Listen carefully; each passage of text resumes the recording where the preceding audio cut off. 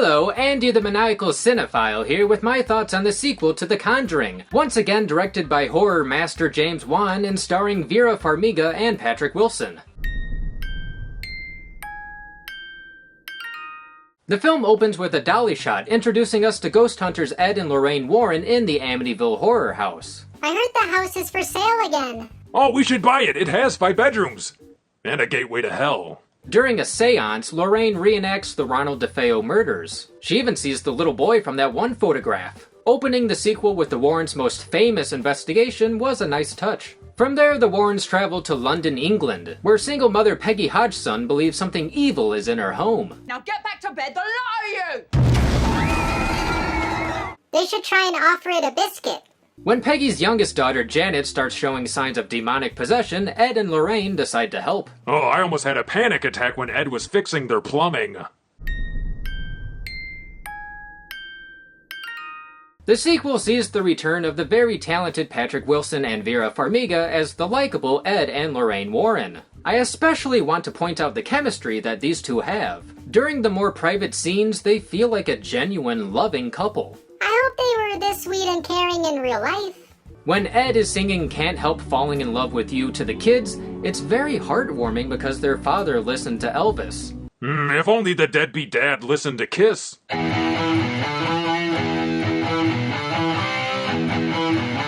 Dance, you little bastards!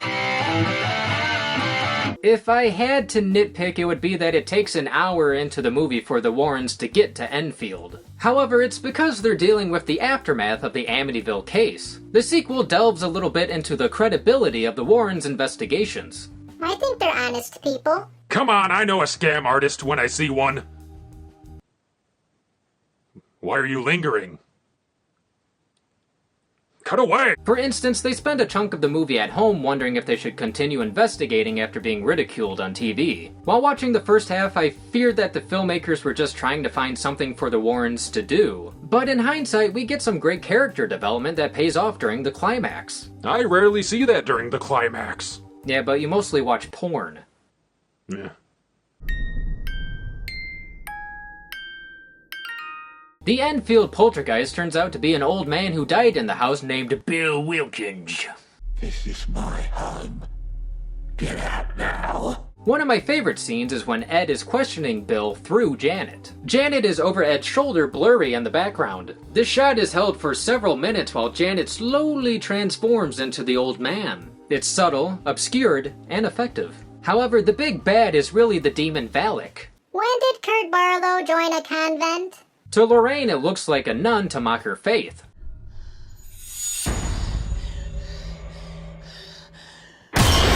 While to the children, it looks like the crooked man from their Zoetrope. One of the few criticisms that I have is when we first see the crooked man. The dog transforms into the tall, gangly figure, and the effect doesn't match the realism of the other effects. Speaking of doggies.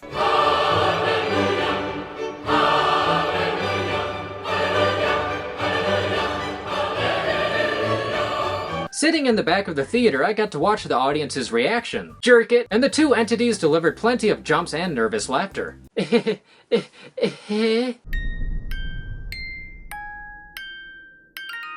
Before seeing the movie, I did some research on the true story, and many have concluded that it was a hoax. But horror movies based on true stories are always accurate.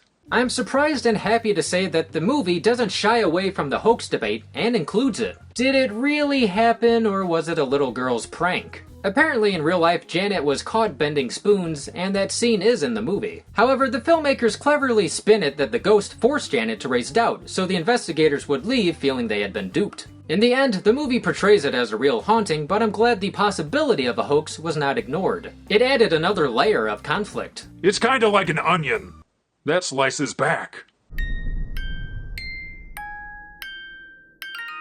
The Conjuring 2 shines in every category, whether it be the directing, acting, cinematography, editing, special effects, music, or production design. I believe that this movie took place in 1970s London. It's debatable, but I would argue that this movie is just as good as the first, if not maybe just a teeny weeny bit better. It's a well-crafted, entertaining, emotional horror movie with likable characters and plenty of scares. So would I recommend The Conjuring 2? Yes, and I look forward to more movies based on the haunted artifacts found in the Warren home.